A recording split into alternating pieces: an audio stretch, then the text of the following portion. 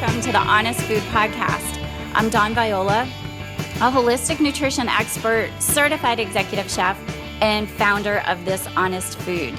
I help people with food allergies and other autoimmune diseases get back on a path to wellness through food and cooking. So something really profound happened to me this past weekend, and I wanted to share it with you all because I feel like what I experienced is really going to help some people out there. So as an executive chef, I personally compete a lot in professional cooking competitions, just as a professional development way to keep myself on my toes and keep my creativity flowing and all of that. I really enjoy that process of competing.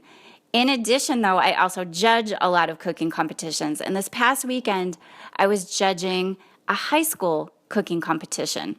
So schools from all over the state came together in Orlando, Florida over the weekend to compete to become the best culinary student team in the United States for high schools, the best cooking team for high schools. They will then go on to the national competition and hopefully become the best cooking team in the United States. So it's a big deal for high school students who are looking to continue on to culinary school, start a culinary career.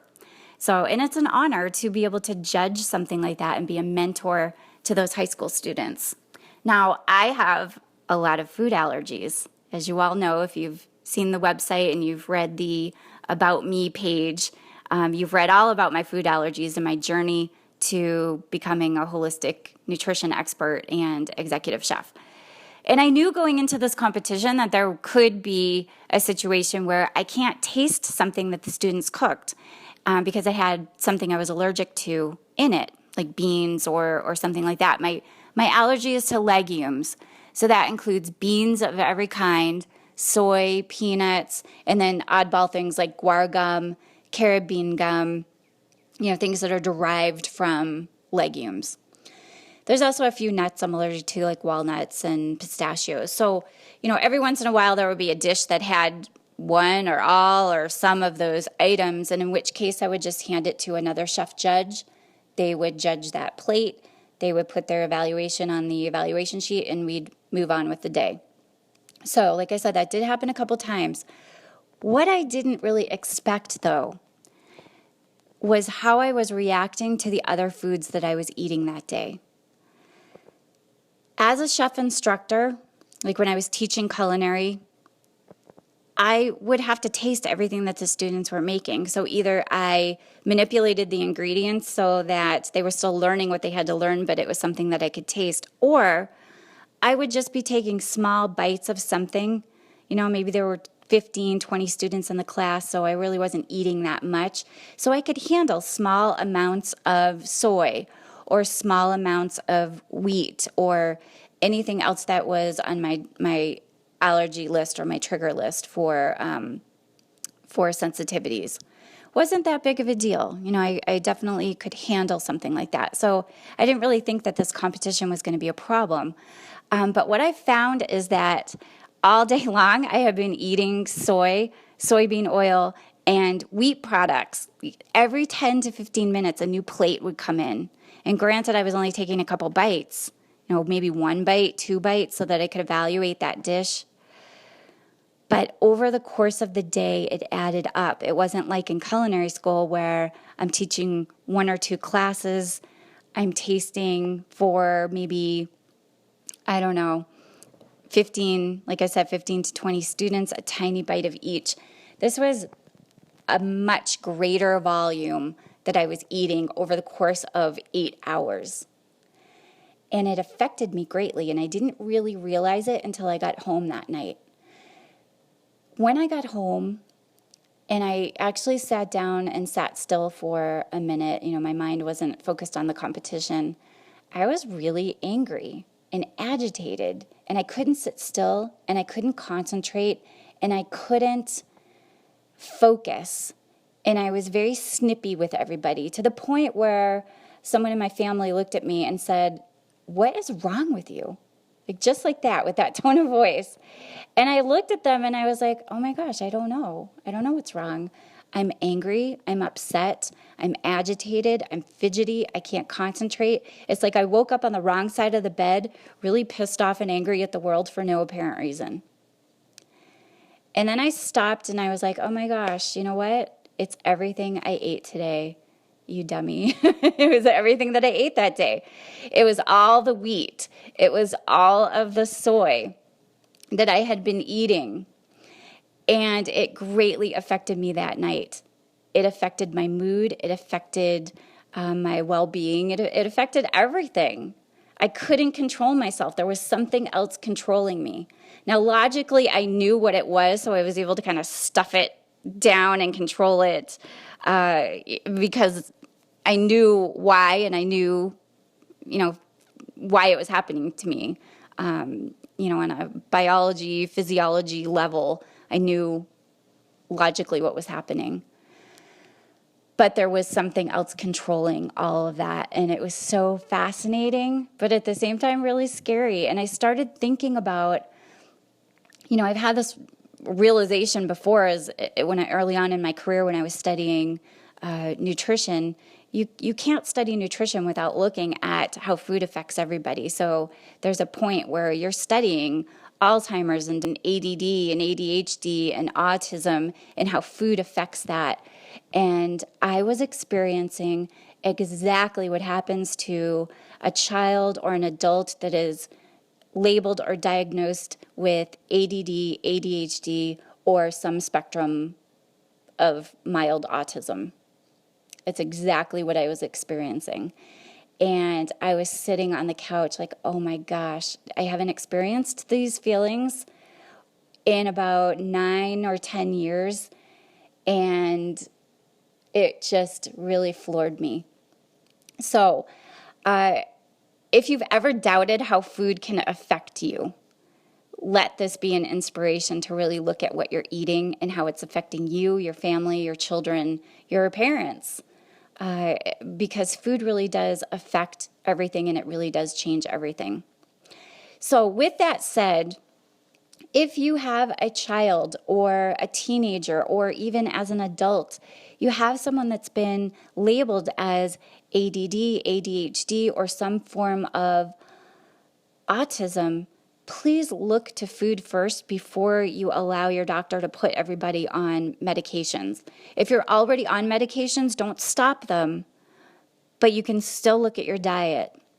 So across the board, I would say for the most part, and even the studies that are being done now, and in my experience in working with clients, diets high in fat, and I'll explain what that means in a second, diets high in fat, low in sugar, really help. Well, they help everybody, but more so you can see a significant improvement and difference in people that are labeled with the ADD, ADHD, and autism when you change their diet to be high fat, low sugar, low carbohydrate. So high fat means high in omega-3 fatty acids, fish oil, flaxseed oil, things of that nature. Coconut oil is excellent for that. And just get rid of the sugar in their diet. So that includes wheat, rice, anything that's going to be a refined carbohydrate, bread, and then all sugars. So that includes lactose as well in milk, and then just added sugars. So yogurt, cheese, milk, things like that. You really want to look at allergens, trigger foods like wheat, soy, dairy, nuts. Some nuts might be a trigger. And talk with your doctor about these changes as well, especially if somebody's on medication. Now, when you go to your doctor, there are questions that you should be asking. So you want to always go in with a list of symptoms, for sure, because this is going to help your doctor kind of sort out through everything that's going on. And they may have some forms that you need to fill out as well with some additional deeper dives for information. But I highly recommend everybody keep a food diary for you or your child, at least for 3 days. Longer the better, but at least for 3 days. And it doesn't have to be anything terribly time consuming and detailed. I mean, of course, the more detail, the better. But at the very least, you want to write down what you ate, what time you ate it, approximately how much you ate, and how you felt afterward. Plain and simple. That's going to help tremendously. You always want to ask your doctor why. So I was recently working with a client who, had all the classic signs of prediabetes. And his doctor, for whatever reason, told him that he was going to run a test for testicular cancer. And I asked why. And the gentleman said, I have no idea. I'm like, well, please ask him. Wouldn't you want to know if someone said, I'm going to test you for testicular cancer, why they felt that they needed to do that? So if, there are things that your doctor says they want to test your child for or you for, ask why. What brought you to that conclusion? What in this exam led you to believe that I should be tested for X, Y, and Z? Or if test results come back and they're recommending a therapy or a regimen that includes drugs, ask why.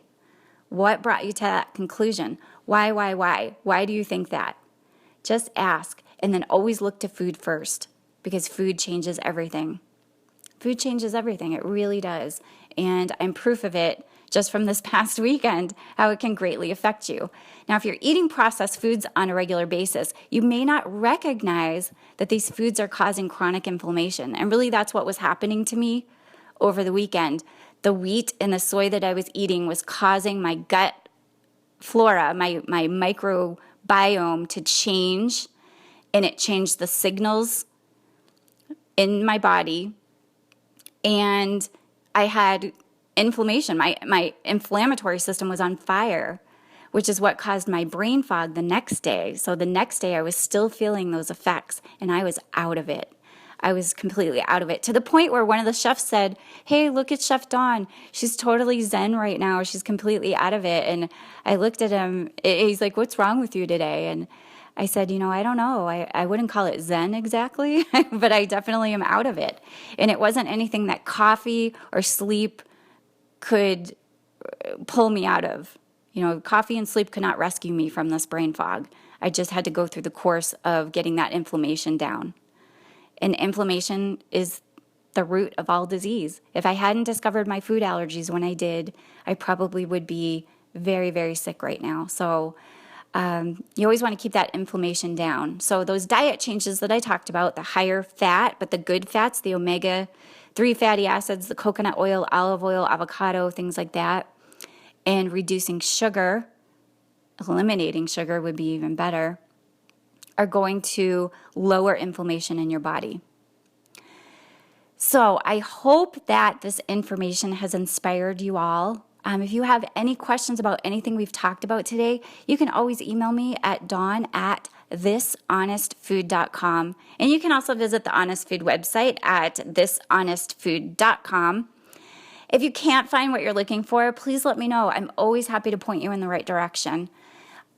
I have some great resources that I want to share with you just before we wrap up here, and in terms of pointing you in the right direction.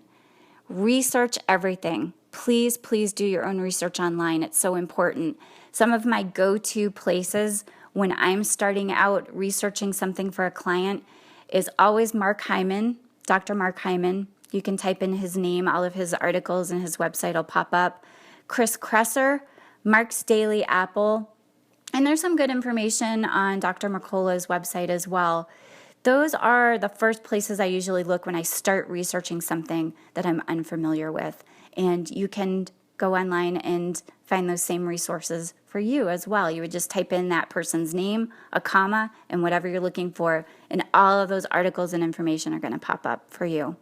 So they've done the hard research for you. They've summarized their findings, and it's a great place to start for research and a great way to pull some information for when you do go to the doctor and talk with them about what might be happening to you on the inside.